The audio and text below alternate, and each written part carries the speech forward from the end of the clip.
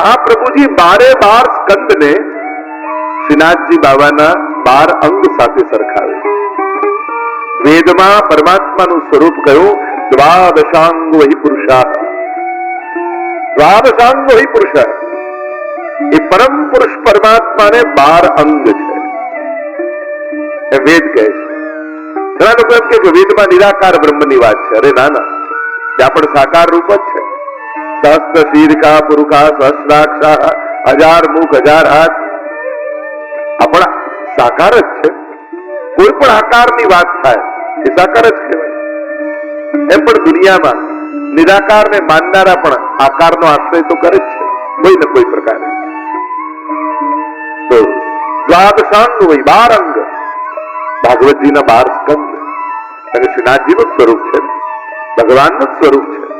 પહેલો ને બીજો સ્કંદ બંને ચરણારવિંદ, ત્રીજો ને ચોથો સ્કંદ બંને બાહુ, પાંચમો ને છઠ્ઠો સ્કંદ બંને જંઘાઓ, સપ્તમ સ્કંદ શ્રીનાથજી બાબાનો મુઠ્ઠીવાળો હાથ જે કમર પર રાખ્યો છે, આઠમો ને નવમો સ્કંદ બંને વક્ષસ્થળ છાતીનો ભાગ શ્રીનાથજી બાબા, દશમ સ્કંદ શ્રીનાથજીનું હૃદય, એકાદશ સ્કંદ શ્રીનાથજી બાબાનું મસ્તક જ્ઞાન છે, અને 12મો સ્કંદ શ્રીનાથજી બાબાનો ઊંચો ઉઠેલો હાથ. જે ઊંચો હાથ ઉઠાવી શ્રીનાથજી બાબા પોતાના બધા જ નિકુંજના જીવોને પોતાના શરણે બોલાવે છે. આવ મારી શરણે આવ, આવ મારી શરણે આવ. અને એટલે જો કથાની કંકોત્રી મળે, ન આમંત્રણ મળે, કાંઈ ન મળ્યું હોય તો કથામાં જવું. કારણ કે જેના લગ્ન હોય એ વરરાજા તમને કહેતો હોય કે મારા લગ્નમાં આવજો, પછી કંકોત્રીની રાહ જોવાય? તો જ્યાં શ્રીનાથજી બાબા ઊંચો હાથ કરી તમને બધાને બોલાવતો હોય, આવો મારી કથામાં આવો, મારી શરણે આવો, પછી કંકોત્રી મળી કે નહીં એની ચિંતા નહીં કરે. શ્રીનાથજી પોતે આમંત્રણ આપે છે કથાનું. તો મામેકમ શરણમ વ્રજ, તું મારી પાસે આવ. અને અમુક જગ્યાની આમંત્રણ ન હોય, સૂચના હોય. આપણે ત્યાં પહેલા પત્રિકા છપાતી ને તો સૂચના રૂપે છપાતી, વધાઈ રૂપે છપાતી. આમંત્રણ ને નિમંત્રણ તો પછીની વાત છે, પણ ભગવત કાર્યની સૂચના મળે ને તો પહોંચી જાય કે આ કાર્ય થઈ રહ્યું છે, ભાગવતજી વિરાજી રહ્યા છે. અને ભાગવતજી તો બધા માટે છે. વ્યવસ્થાનો ભાગ હોઈ શકે કે આપણે કેટલા પ્રકારની કેટલા લોકોની વ્યવસ્થા કરી શકીએ, તો ભાગવતજી બધા માટે. તો ઊંચો હાથ એ આશ્રય, 12મો સ્કંદ એ આશ્રય લીલા છે. શ્રીનાથજી બાબાના સ્વરૂપની ભાવના જે છે ને એ ઊંચો હાથ કરીને ગિરિરાજજીની નિકુંજની કંદરામાં બહાર ઉભા છે. અને એટલા માટે જ આપણી કથા સ્થળનું નામ પણ ગિરિકંદરા છે કે અમારો શ્રીનાથજી બાબા આ ગિરિકંદરામાં ઉભા આ બધાને આવ આવ આવ આવ બોલાવે છે. અને જી જયારે શરણે આવે એટલે એના હૃદયને પોતાની મુઠ્ઠીમાં બંધ કરી દે અને અંગૂઠો બહાર રાખે, એટલે કે માયાને અંગૂઠો બતાવે છે કે આ જીવ મારો થઈ ગયો, હવે તારા કામનો રહ્યો નથી. આ શ્રીજીનું આમંત્રણ. આ તો સ્વયં શ્રીજી આપણી કથા રૂપે પધાર્યા. 335 અધ્યાય, એમાં પણ 2 પ્રકારની ભાષા મહાપ્રભુજી બતાવી. 3 પ્રકાર, લૌકિક, પરમત અને સમાધિ ભાષા. 3 ભાષા ભાગવતજીમાં છે. સમાધિ ભાષાને પ્રમાણ રૂપે મહાપ્રભુજી સ્વીકાર કરે છે. આપણો પુષ્ટિ માર્ગ 4 પાયા ઉપર ઉભો છે, અને 4 પાયા છે વેદાહ, શ્રી કૃષ્ણ વાક્યાની, વ્યાસ સૂત્રાણી ચૈવહી, સમાધિ ભાષા વ્યાસસ્ય પ્રમાણમ તચ્ચતુષ્ટયમ.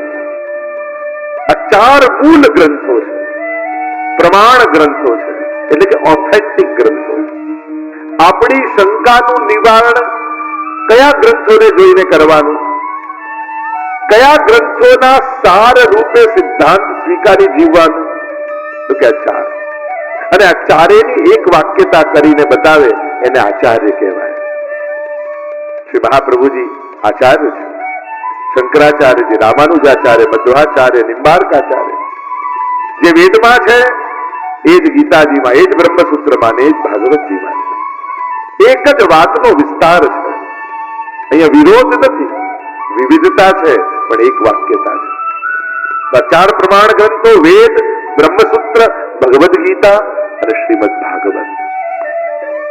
અને આપણે આ ભાગવત એને ફલ માનવામાં આવ્યું અને ફલનું શ્રવણ આપણે બધા મળીને કરી રહ્યા છીએ. શ્રીમદ ભાગવત પ્રારંભ કરતા પહેલા પદ્મ પુરાણાંતર્ગત 6 અધ્યાયની મહાત્મ્યની કથાનું વર્ણન કરવું એવો એક વિવેક ભાગવત કથામાં માનવામાં આવે છે. 2 જગ્યાએ ભાગવતજીનું મહત્વ વર્ણિત કરવામાં આવ્યું. એક સ્કંદ પુરાણમાં અને બીજું શ્રીમદ પદ્મ પુરાણમાં. પ્રાય ભાગવત કથામાં પદ્મ પુરાણાંતર્ગત મહાત્મ્યનું વર્ણન કરવામાં આવતું હોય છે. સ્કંદ પુરાણમાં પણ મહાત્મ્યના દર્શન છે. આ ગ્રંથ ભાગવત છે એમ આપણે કેમ માનવું? કોઈ આના ઉપર ગીતાજી લાવે, કોઈ વેદ લાવે, કોઈ રામાયણ લાવે ને ઉપર ભાગવતજીનું પુઠ્ઠું ચડાવી દે અને આપણે વાંચીએ અને આપણને લાગે કે આ ભાગવતજી છે, તો આપણે કેમ જાણવું આ ભાગવતજી છે? કેવલ પુઠ્ઠા ઉપરથી કે ના, એના લક્ષણ ઉપરથી. યત્રાધિકૃત્ય ગાયત્રી વર્ણયતે ધર્મ વિસ્તરઃ વૃત્રાસુર વધોપેત તદ ભાગવત મિષ્યતે. એમ કહ્યું આ ગ્રંથ ભાગવત છે એનું લક્ષણ શું? તો કે જેની શરૂઆત ગાયત્રી મંત્રથી થઈ હોય. યત્રાધિકૃત્ય ગાયત્રી. ગાયત્રી મંત્ર મહાપ્રભુજીએ ગાયત્રી ભાષ્ય લખ્યું છે. મહાપ્રભુજી કહે છે કે ગાયત્રી મંત્ર તો પરબ્રહ્મનો મંત્ર છે. સવિતા શબ્દ આવવાથી લોકોએ દેવીની ભાવના કરી. ભૂલ તો જન્માદ્યસ્યતઃ, જન્માદિ કરનારી એ માત પરમાત્મા પોતે છે. યત્રાધિકૃત્ય ગાયત્રી વર્ણયતે ધર્મ વિસ્તરઃ, જેમાં વિસ્તારથી ધર્મનું વર્ણન હોય. અને વૃત્રાસુર વધોપેત, જેમાં વૃત્રાસુરના વધની કથા હોય. તદ ભાગવત મિષ્યતે. અને વૃત્રાસુરના વધ દ્વારા ભક્તિનો ભૂતલ પર પ્રચાર થયો મહાપ્રભુજી કહે છે. જેમ અત્તરનું ઢાંકણું ખુલે અને એની સુગંધ એવી ફેલાય કે તુરંત ખબર પડી જાય સામેવાળા ઉભાને કે આ કયું અત્તર છે. એમ જયારે ભાગવતજીના શ્લોકોનું એક ઢાંકણું ખુલે અને એવી સુગંધ ફેલાય અને સમજાઈ જાય કે આ તો ભક્તિનો ગ્રંથ. 6 અધ્યાયમાં પદ્મ પુરાણાંતર્ગત મહાત્મ્ય. મહાત્મ્ય જ્ઞાન ન થાય ત્યાં સુધી એની જોડે વ્યવહારનો વિવેક નથી આવતો. જેનું મહાત્મ્ય બુદ્ધિમાં સ્થિર ન હોય ને, જેની મહત્તા તમે ન સ્વીકારો, એને મહત્વ ના આપો. એટલે મહત્તા જાણવાથી મહત્વ સ્થાપિત થાય. તમારા ઘરમાં કોઈ કે આ બહુ જ કિંમતી હીરો છો, સાચવજો, તમે બહુ સાચવીને રાખો, પણ એની મહત્તા કયા વગર કોઈ મૂકી દે તો ગમે ત્યાં મૂકી આવો. એટલે મહાત્મ્ય સમજાયું. અને ભક્તિની વ્યાખ્યા જે કરી છે, મહાત્મ જ્ઞાન પૂર્વસ્તુ સુદૃઢ સર્વતોધિક સ્નેહ ઇતિ ભક્તિ. ભક્તિ શબ્દના ડેફિનેશન આપતા, વ્યાખ્યા આપતા સમજાવ્યું ભક્તિ કહેવાય કોણ. 3 જણાએ ભક્તિની વ્યાખ્યા આપી. સાંડિલ્ય મુનિ, નારદજી અને વ્યાસજી. આ 3 જણાએ ભક્તિ શબ્દને સમજાવ્યો.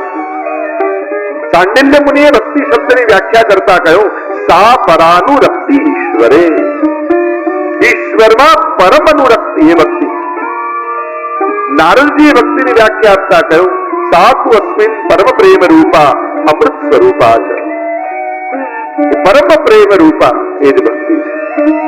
અને વ્યાસજીની વ્યાખ્યા શ્રી મહાપ્રભુજીએ સ્વીકાર કરી. અને વ્યાસજી સમજાવતા કહે છે, મહાત્મ જ્ઞાન પૂર્વસ્તુ સુદૃઢ અને સર્વતો અધિક સ્નેહ ઇતિ ભક્તિ. ભક્તિ કોને કહેવાય? કે સૌથી પહેલા મહાત્મ જ્ઞાન પૂર્વક જેને ભજો એને સૌથી પહેલા જાણો. મહાપ્રભુજી પણ આજ્ઞા કરે છે, શાસ્ત્રમ અવગત્ય મનોભાવ દેહી શ્રી કૃષ્ણ સેવ્ય. બરા કે આપણે તો સેવાનો માર્ગ, ભાવનો માર્ગ, આપણા ગ્રંથોને સાંભળવાની, વાંચવાની શું જરૂર? આપણે તો ભાવથી સેવા કરો એટલે બધું આવી ગયું. પણ મહાપ્રભુજી કહે છે, શાસ્ત્રમ અવગત્ય, શાસ્ત્ર વાંચો અને પછી સેવા કરો. તમે જે શાસ્ત્રો નથી વાંચતા એને કોઈ પણ ભટકાવી શકે. કોઈ ગમે તેટલું સારું બોલે, ગમે તેટલા સારા લોજિક આપે, પણ શાસ્ત્રોથી વિપરીત વાત કરે ને તો એ ક્યાંક આપણને ભટકાવી રહ્યો. બુદ્ધિ ભલે ને કન્વિન્સ થઈ જાય, બુદ્ધિને તો લોજિક આપો એટલે કન્વિન્સ થઈ જાય, પણ ચેક કરવું કે આ શાસ્ત્ર પ્રમાણિત છે કે આપણે ત્યાં ભગવાનને ન માને એને નાસ્તિક નથી કહેતા, પણ વેદને ન માને એને નાસ્તિક કહેવામાં આવે, શાસ્ત્રોને ન માને એને નાસ્તિક કહેવામાં આવે. એટલે આપણે ત્યાં ભગવાન કરતા પણ શાસ્ત્રોની મહત્તા વધારે માનવામાં આવે. જ્યારથી આપણા હિન્દુ સમાજે મૂળ શાસ્ત્રોને વાંચવાનું છોડી દીધું ને ત્યારથી અંધશ્રદ્ધા વધવા લાગી આપણા ધર્મમાં. પછી ગમે ત્યાં લોકો ભટકાવા લાગ્યા. અરે ભગવાનના નામે શાસ્ત્રોના નામે વિપરીત વાતો કરીને ભટકાવે. અને એટલા માટે વ્યક્તિ છેતરશે, શાસ્ત્ર નહીં છેતરે. એટલે શાસ્ત્ર અધ્યયન આવશ્યક. મહાપ્રભુજીની આજ્ઞા છે, મહાત્મ જ્ઞાન પૂર્વસ્તુ, જેને ભજો એને જાણો, સુદ્રઢ, અને પછી સુદ્રઢતા લાવો. એકવાર માનવાનું શરૂ કર્યું, પછી તો આનાથી કામ થતો નથી, લાવ બીજા પાસે જાઉં, બીજાથી ન જવું તો ત્રીજા પાસે જાઉં. આને ભક્તિ ન કહેવાય, આને ભટકવું કહેવાય. નાદાન વ્યક્તિ ભટકે, સમજદાર વ્યક્તિ એક જગ્યાએ અટકી જાય. ભટકવાનો કોઈ અંત નથી, લોકો ભટકાવ્યા જ કરશે. અને એમાં પણ દુઃખના દિવસો આવ્યા હોય ત્યાં તો બધાને ચાન્સ મળી જાય. દુઃખી માણસને સલાહકારો બહુ મળે. સહેજ કંઈક સંજોગ વિપરીત આવ્યા ને એટલે કે લો તમે પેલું નથી કરતા ને એટલે આમ થાય, તમે ત્યાં આ જઈને આ ચડાવતા નથી એટલે આવું ના થાય, તમે પેલી જગ્યાએ જતા નથી એટલે આમ કરી કરીને ભટકાવવાનું શરૂ કરે. અને માણસ પણ દુઃખના સમયે ભટકવા તૈયાર થઈ જાય. એટલે કાંઈ ગમે તે કરવા જેવું હોય કરું, પણ દુઃખ જાય. ખરેખર તો ભટકીને દુઃખ વધારીએ છીએ આપણે. સુદ્રઢ અને સર્વતો અધિક સ્નેહ ઇતિ ભક્તિ, સર્વથી અધિક પ્રેમ એને ભક્તિ કહેવાય. અને આમ આ 6 અધ્યાયમાં મહાત્મ્ય સમજાવ્યું. ભક્તિને દ્રઢ કરવા માટે મહાત્મ જ્ઞાન જરૂરી છે. 6 અધ્યાયમાં એટલા માટે કારણ કે ભગવાનની કથા છે. ધન જેની પાસે હોય ધનવાન, યશ જેની પાસે હોય યશવાન, અને ભગ જેની પાસે હોય ભગવાન. ભગ કોને કહેવાય તો કે ઐશ્વર્ય, વીર્ય, યશસ્વી, જ્ઞાન અને વૈરાગ્ય, આ ષટગુણને ભગ કહેવાય. અને ભગને જેને ધારણ કર્યા છે એને ભગવાન કહેવાય. અને એટલા માટે 6 ગુણ ભગવાનમાં, એટલે 6 અધ્યાયમાં મહાત્મ્યની કથા છે. આવો પ્રવેશ કરી મહાત્મ્યની કથામાં. 6 અધ્યાયમાં વર્ણિત છે. એમ તો કહેવાય કે આ ભાગવતજીનું મહાત્મ્ય એવું દિવ્ય છે. કેવલ મહાત્મ્યના શ્રવણ માત્રથી ભગવાન તમારા હૃદયમાં આવીને વસી જાય છે. એવો પ્રભાવ આ મહાત્મ્યની કથાનો. સ્વયં ભક્તિ મહારાની જ્ઞાન અને વૈરાગ્યની સાથે તમારા હૃદયમાં આવીને નિવાસ કરી જાય એવો મહાત્મ્યની કથાનો પ્રભાવ થયો. એટલે ભાગવતનું કેવલ કોઈ મહાત્મ્ય પણ સાંભળીને કોઈ ભાગવત કથાનું ફળ એને પ્રાપ્ત થાય એવો પ્રભાવ મહાત્મ્યનો થયો. મંગલ આચરણ આપણા જીવનમાં પણ કોઈ પણ શુભ કાર્ય કરવા જાઓ ત્યારે સૌથી પહેલા પ્રભુને યાદ કરો. સવારે ઉઠીને પણ ઘરમાં જેટલા લોકો છે નિયમ બનાવો, સૌથી પહેલા જય શ્રી કૃષ્ણ કરીશું. એ મંગલાચરણ આપણું. તમે જેનું ભલું ઈચ્છતા હોય ને એને રોજ જય શ્રી કૃષ્ણ કરો. એનાથી શું થશે? એના દુર્ભાગ્યો હારી જશે અને કૃષ્ણનો એના જીવનમાં જય થઈ જશે. જેનું પણ ભલું ઈચ્છતા હોય, જેનો ખરાબ સમય ચાલતો હોય તમને એમ થાય કે આનું ભલું થાય, આનો શુભ ઘડી આના જીવનમાં આવે, સૌભાગ્ય આના જીવનમાં આવે. કદાચ તમારા જીવનમાં દુર્ભાગ્ય ચાલતું હોય તમને એમ થાય કે અમારું દુર્ભાગ્ય ટળે અને સૌભાગ્ય મારા જીવનમાં આવે તો રોજ કોઈ એક ભગવતી વૈષ્ણવને જય શ્રી કૃષ્ણ કરજો. ચોક્કસપણે તમને કહું છું તમારું દુર્ભાગ્ય ટળી જાય. રોજ કોઈ ભાવવાળો વૈષ્ણવ જે સેવા કરતો હોય ને એને જય શ્રી કૃષ્ણ જોજો, તમારા જીવનમાં કેવું પરિવર્તન આવે. યત્ર યોગેશ્વર કૃષ્ણ યત્ર પાર્થો ધનુર્ધર તત્ર શ્રી વિજયો ભૂતિર ધ્રુવા નિતિન મતિર્મમ. ભગવાનનું નામ દુર્ભાગ્યને ટાળવા માટે કાફી છે. કોઈ ભગવતીની સન્મુખ લીધેલું ભગવાનનું નામ ક્યારે પણ નિષ્ફળ જતું નથી. તો ઘણીવાર આપણા સાધનો ટૂંકા હોય, આપણી સાધના ટૂંકી હોય, ઘણીવાર આપણા પ્રયાસથી ન થાય, એ ઘણીવાર કોઈના પ્રભાવથી થઈ જતું.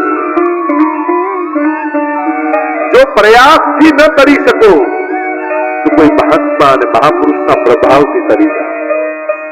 તો ઘણા નામનો એવો પ્રભાવ, ઘણી ભૂમિનો એવો પ્રભાવ, ઘણી કથાનો એવો પ્રભાવ, ઘણા સ્વરૂપોનો એવો પ્રભાવ, ઘણા વ્યક્તિઓનો એવો પ્રભાવ કે ખાલી એના પ્રભાવમાં આવો ને તો તમારા કામ થવા લાગે. જેમ સૂરજ ઉગે, કમળ ખીલી જાય.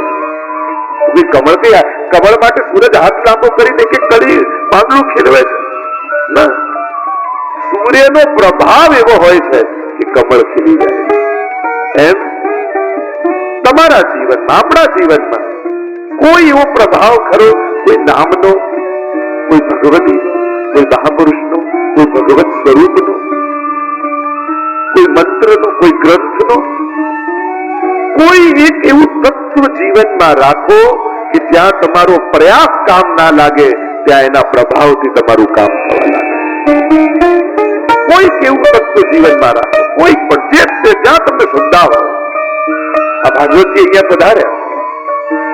આ ભાગવતજીનો પ્રભાવ એવો છે અને કલ્પવૃક્ષ કહ્યું છે, અહીંયા બેસેલો કોઈ પણ વ્યક્તિ મનમાં જે મનોરથ કરે એનો પૂરો થઈ જાય.